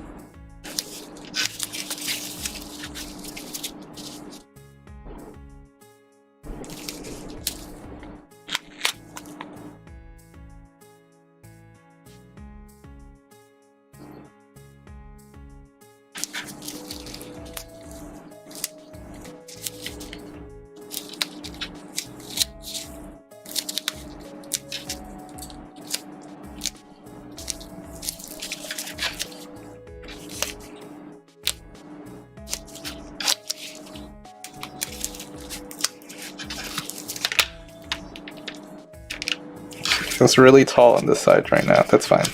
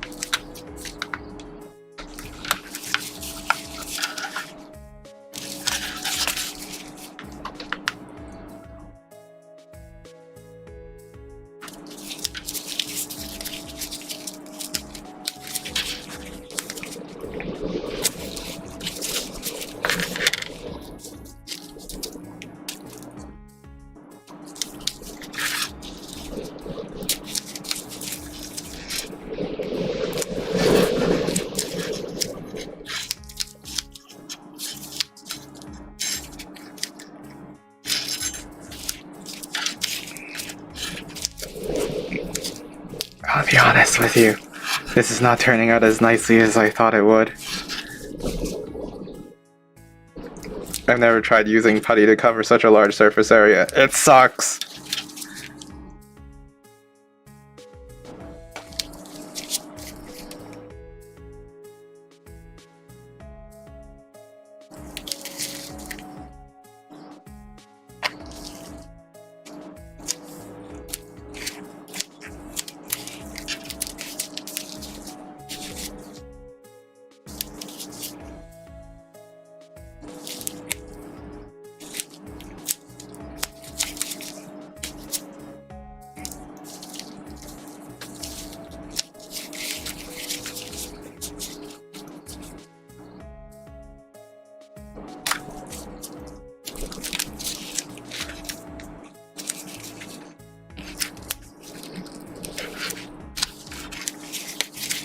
Is my chat dead, by the way? Can someone talk?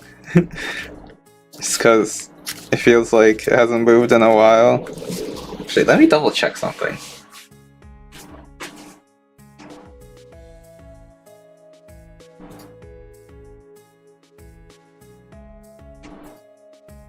Okay, never mind. Chat's probably not dead.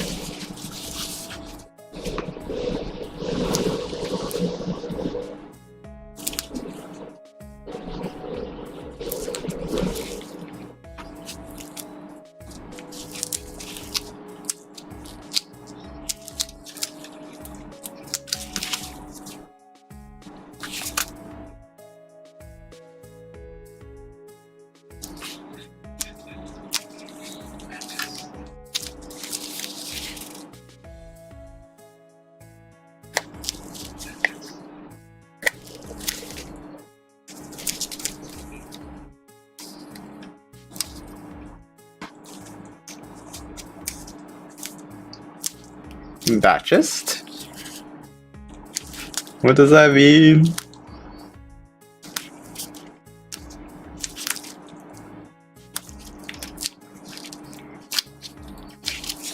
At least chat works. Haha.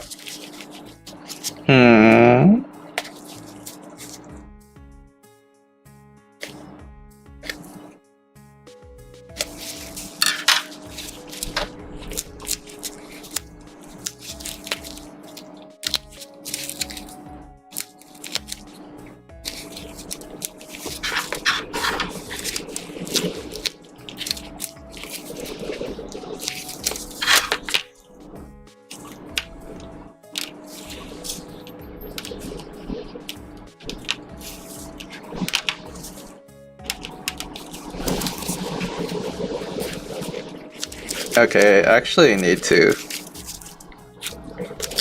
make more and add it.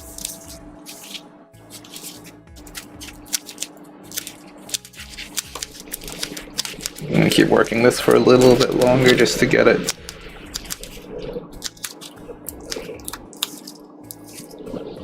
Just to get it kinda even. I also need to have less material in the middle areas because those are not the areas that are raised.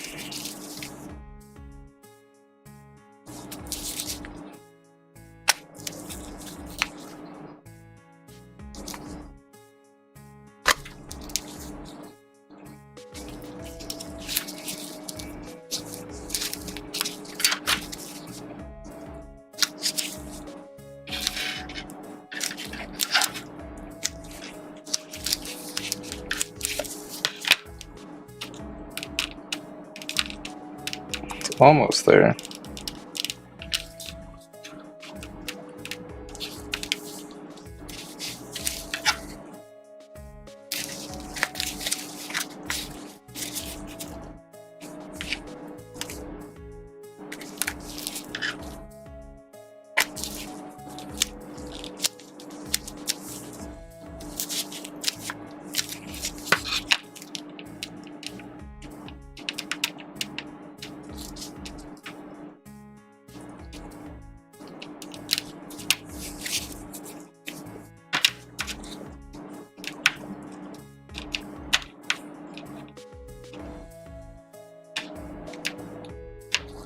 Biggest part is this part is too high.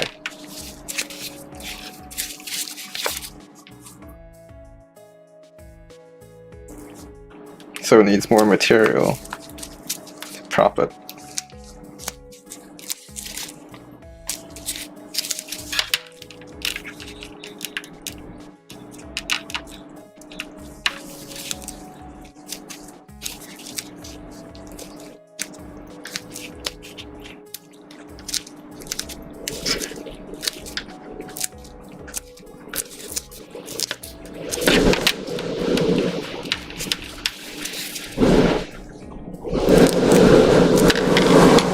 Let me close the window.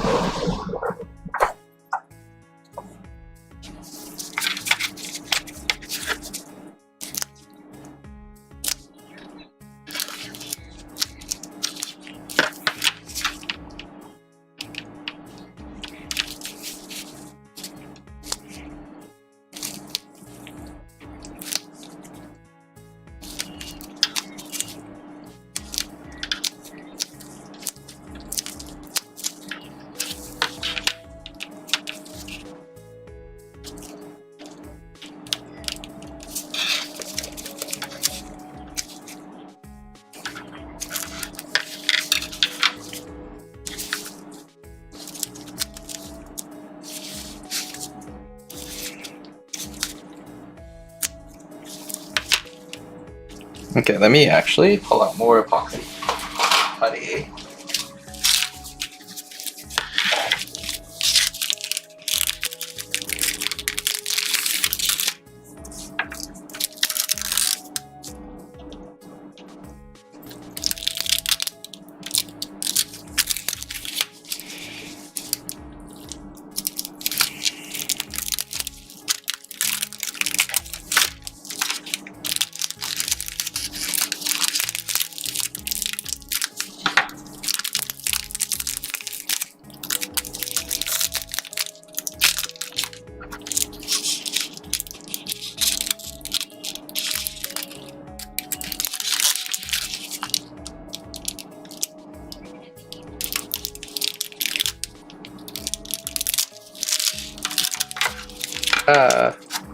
Okay.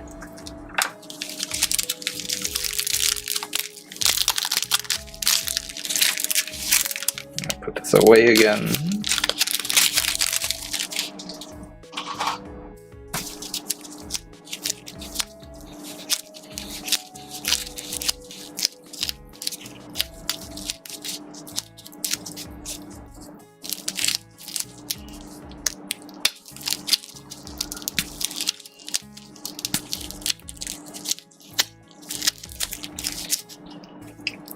These gloves are also done for.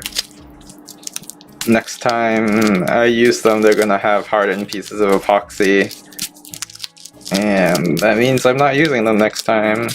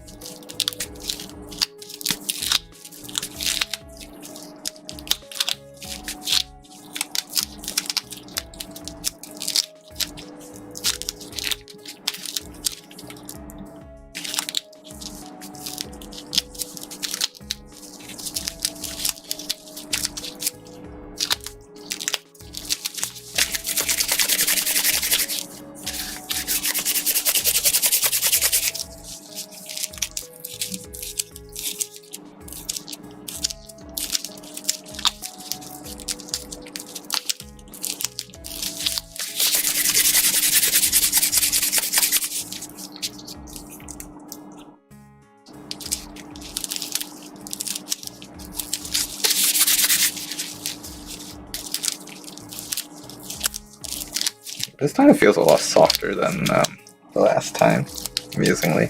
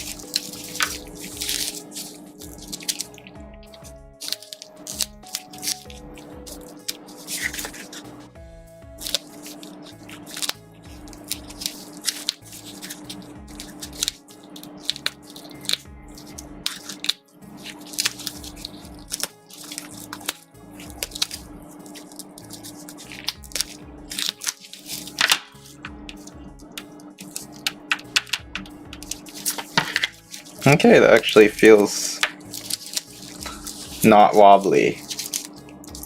It stands solidly now.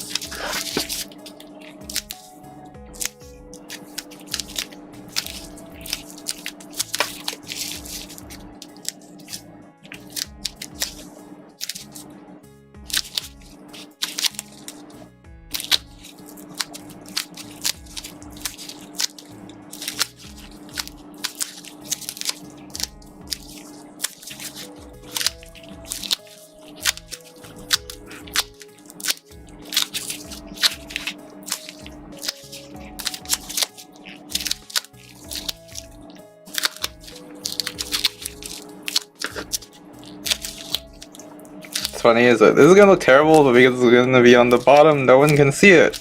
Amazing.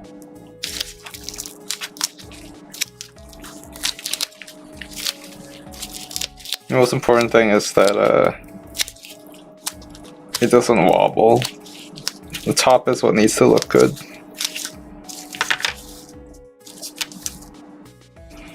Okay, now we're gonna take this and actually, before I even do that, I'm gonna put a little bit of rubbing alcohol on all of this to soften it up. I wonder if it interferes with the epoxy reaction. Questions.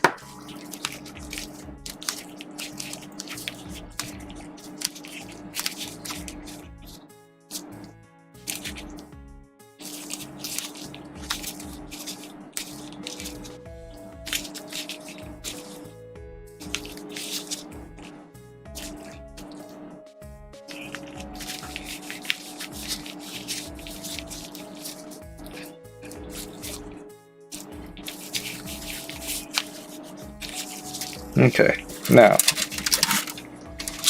matte.